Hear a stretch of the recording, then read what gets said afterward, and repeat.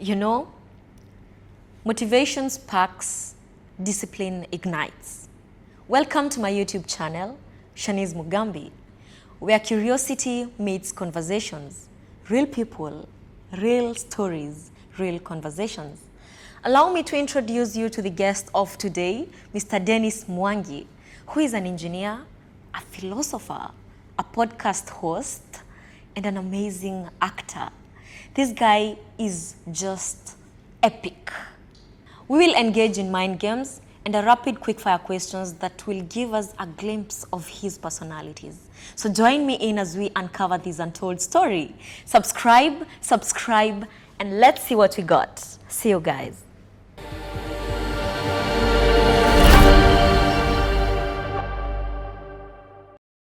I'm your host, Shan Lifestyle, and I'm thrilled to introduce you to the people who make our world a fascinating place. Today's guests, the jack of all trades, his name is Dennis Mwangi. And let me tell you guys, I'm so privileged because of the people that I meet in my life. Just look at him. My guest has a shoe, just a shoe that can pay all of you guys your rent, your salaries. I mean, just let's get to know who we have here on today's show. Mr. Dennis Mwangi, how are you? I'm good. What about you? I'm very fine. Wow. Yeah. Yes. Nice So today we'd love to know much more beyond your story, or rather just the image that we see. We'd love to know who's Dennis in details. So could you please just start by introducing yourself properly?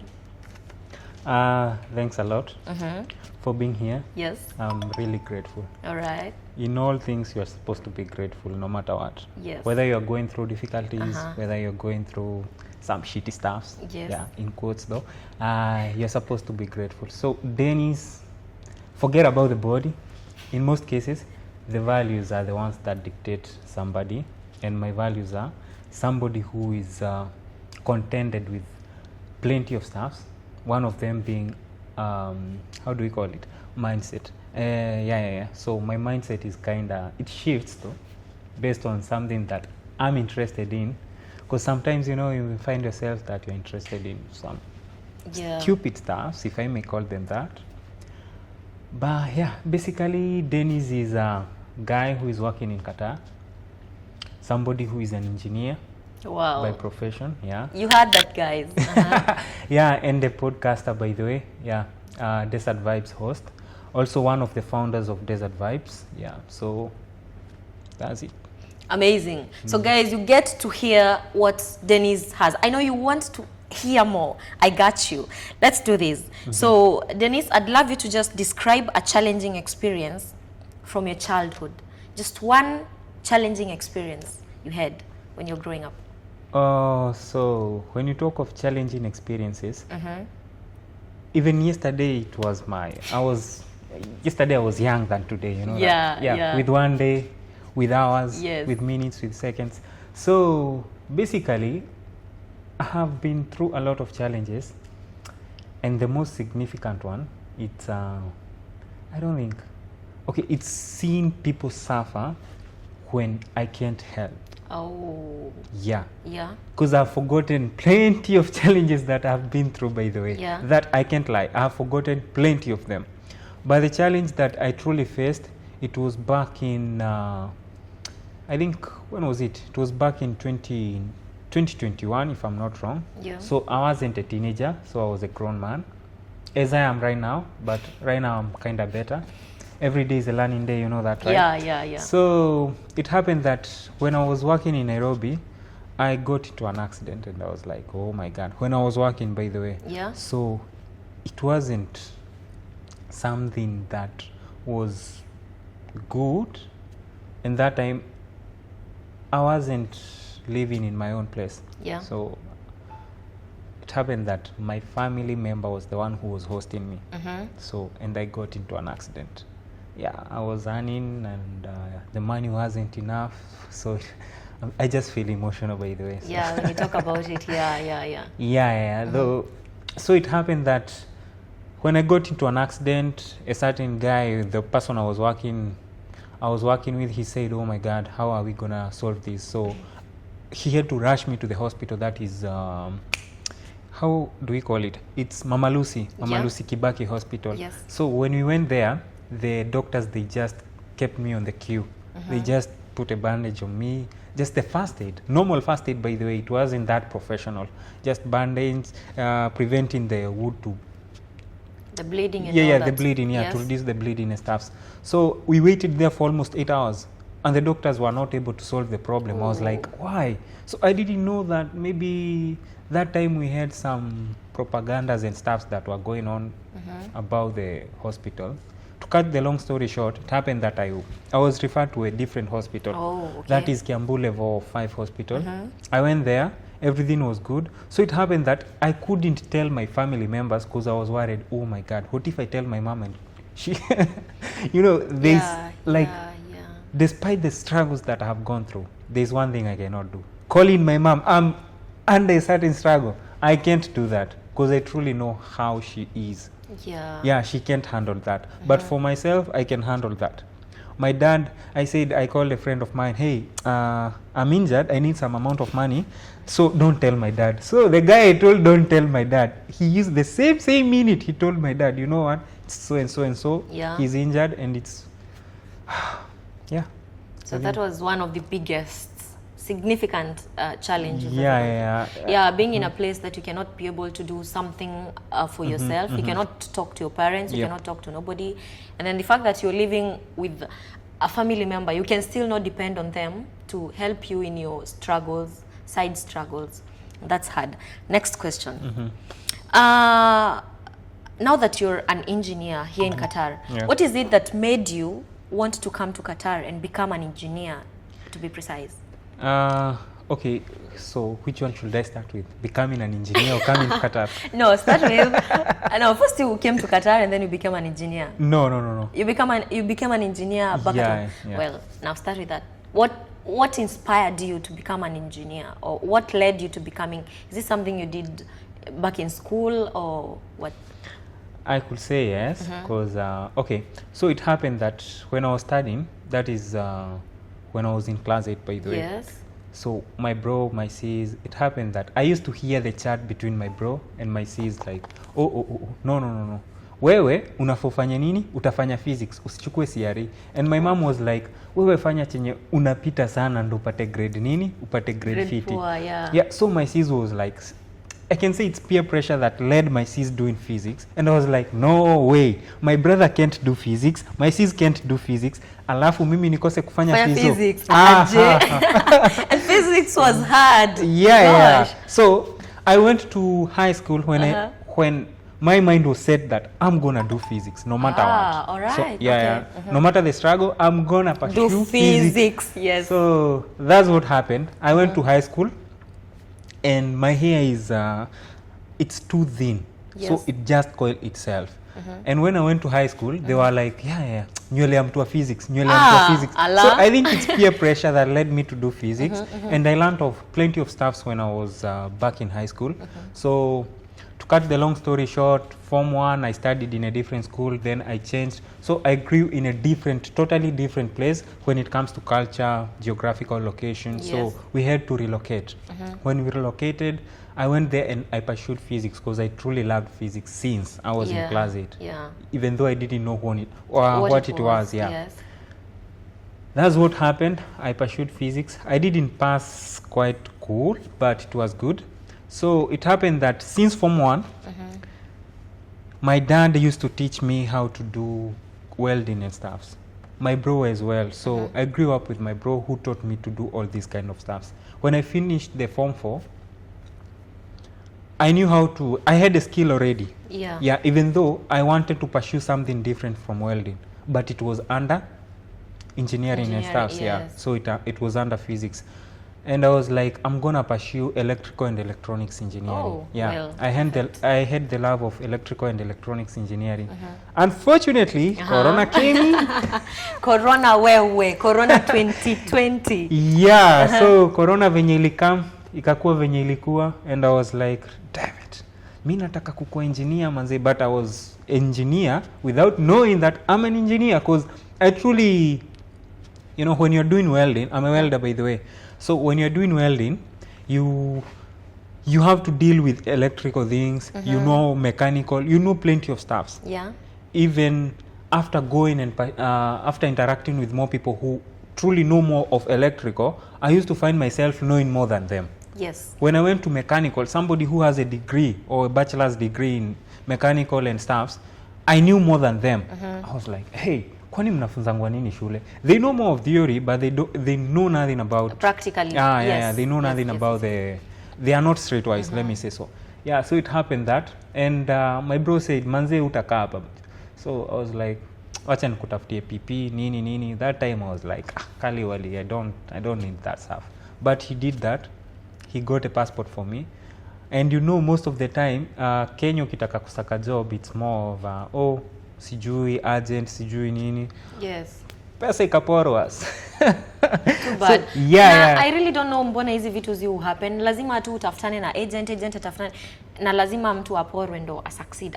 I don't understand. Yeah. People go through struggles, and struggles are the ones that shape that stuff. Yeah. And the struggle that I went through on the process of kusaka job and stuff, sijui pesa imeenda nini kafika mahali my bro said, manze, I've spent a lot, and manze, I'm not going to do this anymore.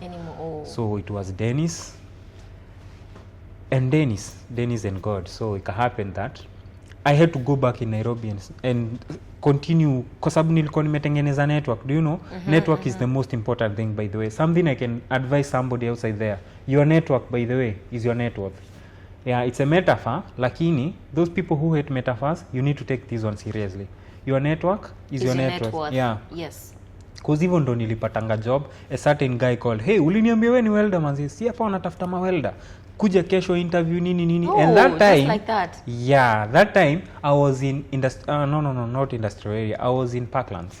Wow. Nilikuwa mjengo, though I have done mjengo by the way, so mambo ni mengi. Yeah, tulikuwa tunachapa koroga, though nilikuwa this cool guy who knows I'm a welder, but kama kuna job ya welding lazima uingie koroga.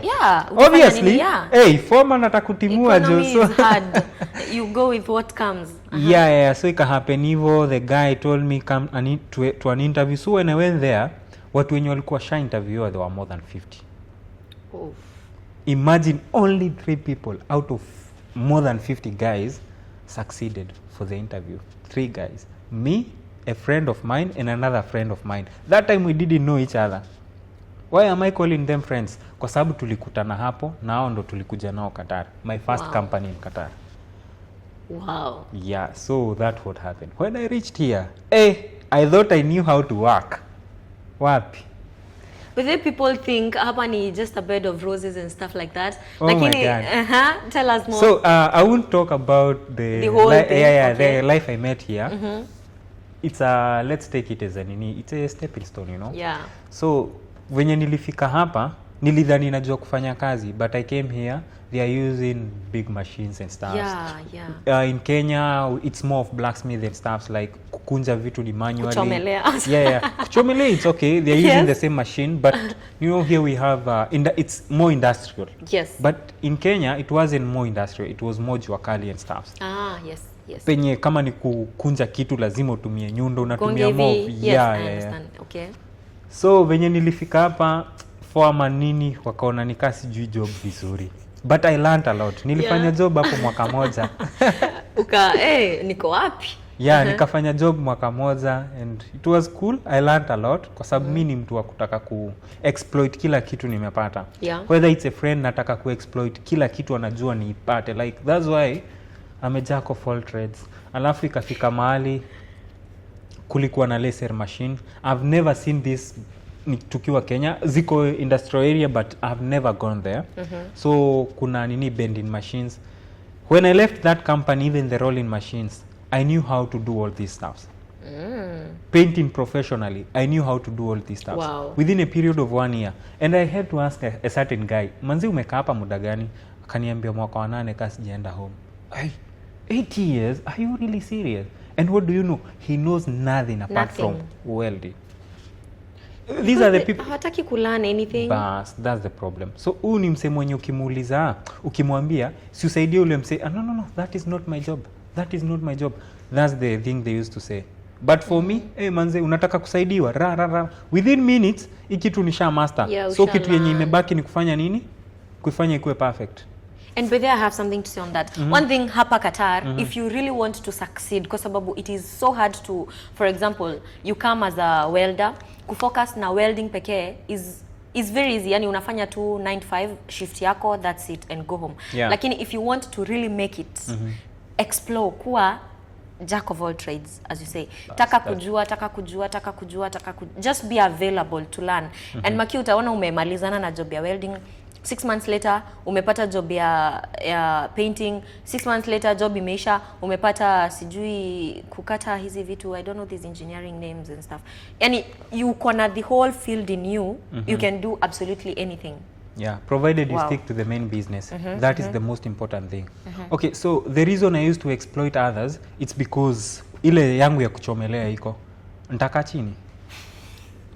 Hapana, utafanya zingine. Yeah, I'm a Kenyan, so obviously siwezi kaa chini.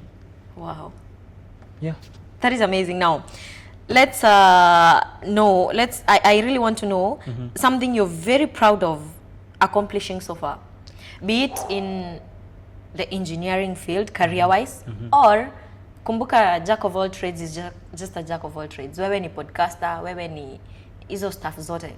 Okay? Wewe ni actor, I know that very well. So, of all these things, what is one thing you're very, very proud of accomplishing? So basically, wait. Hii swali ni ngumu. Anyway, yeah, it's not that hard. Unashanga which one is which one? Yeah, which one is which? So I could say the film that we did with you, by the way, the Nikki film. I didn't think I can be a main character, alafu hiyo character yenyewe itoke. By the way, I shaved. He did everything he could have done for the show. Yeah, so being shaggy for the film, you know, not being you. It's a good experience, by the way, and I'm proud of it. I'm proud for the director himself, Director Lucas. But they're big shout outs. Yeah. Lucas Mayo. Lucas Mayo, the director mwenyewe. So, yeah, actually the people that I met there, I have networked a lot. And back to your question, I will say something that I'm proud of accomplishing. It's just working on myself. Working on myself. Even though learning is endless, na pia working on yourself, it's endless. But working on myself, manze, knowing who Dennis is, it's not an easy task. Bado naji-explore. Yeah. Now, Dennis, I want to ask you only one simple question. Tell me something about this book that I see here, Manual for Living. Okay, so, this book. Yes. This is a Manual for Living by Epictetus. It's more of Stoic philosophy. And those who love philosophy can, Stoicism manze. Unataka niseme detail gani kuihusu? Because I have plenty of them. No. I just want one, pick one of the things hapo kwa hiyo kitabu, so that my people will be interested to want to know what is in this manual for living. What is a manual for living? Yani inakwambia ways to live. Niende na hii, which is which? Just pick something out of the all. Okay, basically about the stoicism, kwa sababu tunaongelea stoicism in this book. Yeah. It's more of ina focus more on yourself, how you can live a virtuous life. Yeah. Wow. Virtual life, how you can live a virtual life. In a way that unaweza nipiga kofi saizi and I'm not supposed to react on that because I'm in control. Guys, that is very hard. That is very hard. It's very hard. Yes. And maybe somebody can do something bad to you, but that thing is not supposed to bother you. You are in control of only 3 things. And the book says it. That is your will, your desire, and I think the other one I'm forgetting. You're not even in control of your thought, but you can control your mindset. Wow. Yeah. So let us narrow it down hadi hapo. Tutatafuta day tuongelelele kitabu. Yeah. And guys, my guest here, I mean, this is just amazing. There's just a lot. Mnaweza ona kuna a lot of things to say, but now time is not on our side. Tunafaa kufanya something very interesting to get a glimpse of our guest. So hapa, we will go on to the next. That is mind games. my guest. This is a surprise to you. So we'll have a game to play. So I will ask you two truths. I'll have two truths and one lie. Okay? An example. Just an example. The Titanic sank on April 14, 1912 after colliding with an iceberg. Is that true or that's a lie? It's a lie. It's a lie? Guys, so this is what we'll do. This is the most interesting bit of this of this episode. I'll ask him some questions, he'll answer, and then you on the comment section will engage and answer. Na mpe maneno akizipata wrong, by the way. Now, let's start. You ready? Yep. I'll just ask maybe 4 or 5 questions max. And then you're allowed to ask me only one question. Only one question, okay? So, Tesla's founder is Elon Musk. True or false? That's true.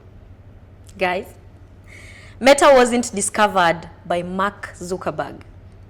Wasn't discovered by Mark. Meta wasn't discovered by Mark Zuckerberg. Is it true or a lie? I'm a philosopher. I will say it's a lie. It's a lie. Yeah. Yes. Now, the pyramids of Giza are located in Egypt. Is it true or a lie? Obviously, it's a true. The last one. English is the only official language in Kenya. Is it? Who said that? Is it? Who said that? Nani alisema hiyo? Nani alisema? Nani alisema? Ulesikia wapi? By the way, obviously it's a lie. It's a lie. Yeah. Guys, mimi sita judge, as we say, lakini tunajua which one is true, which one is a lie. And now, the last one, the very last bit of this show. Can I add something about that? Yes. So, I think there are 3. We have Kikuyu. We have Kikuyu. Swahili and English. Why Kikuyu? Okay. Wajaluo wakikusikia watakupiga. No. By the way, you know, I have worked with Luos almost the whole of my teenagehood. Yes. I have worked with Luos. Na hawa wase wanarada kisapere. But I know nothing about Luo. Oh. So imagine you're working with people that you're supposed to be speaking either Swahili or English. Unapata Speaking they know Kikuyu very well than they know Swahili and English. No. They know English, obviously. People from Lakeside, jamani. People from Lakeside. English is there. Hey, jamani. Daily Meal. Mambo gani ya? That is like Omena. Anyway, that's the thing. So Kikuyu is almost an official language. Yeah. When you go to Nairobi, almost everybody knows Kikuyu. Hata Qatar, almost everybody is a Kikuyu. Wakikuyu wako kila mahali. No, it's not Wakikuyu. People know Kikuyu language. Like, almost everybody knows Kikuyu. Yeah, me too. I know Kikuyu and I'm not a Kikuyu. So, like, the way I said, Luos, they know Kikuyu more than I do. They just tell you a word. Unashangaa, rada. Nilisikia shosho yangu akiongea hii lugha sijui mwaka gani. It's the typical. Well, guys, you know what to say in the comment section. Now, on to the last bit. This is the most fascinating bit of this show. Now, I have a rapid quick fire. This one you just have to answer it within seconds. You don't have to think about anything, okay? Now, first, what is the best advice you ever received? Okay. You'll teach somebody how to fish and they will come to fish in your pond. Oh, okay. Amazing. Second, what's your favorite quote or mantra? Since you're a philosopher, what's your favorite quote? I have plenty of them. just pick one. Yes, I know. This is the problem with philosophers. Wanakuwaga na a lot of things in their minds. Mtu hata akikuongelesha, if you want to talk about a certain topic, you end up talking about a whole lot of things in one story. Only one. Stick to the main business. Yes, like now, stick to the main. Let's stick to the main business. That I was giving. It was a quote, so I wasn't pressing it to you. Yeah. Stick to the main business. Yeah. All right. It's a quote. Yeah. All right. Next, what is the most embarrassing moment you ever had? Most embarrassing moment. Can you talk about it or? Yeah, I do. Yes. I think I can. Oh my god, just achana na hiyo. Niachane, mambo ni mengi, niachane na hiyo. Achana na hiyo. For that you'll have to pay a fine, so I'll ask you 2 more questions. Oh okay? my god. Yes. What is the most useless talent you possess? Knowing how to cook. Why is it useless? I mean, cooking is a skill that not everybody has. It's an amazing skill. It's a quick fire next question. Sorry.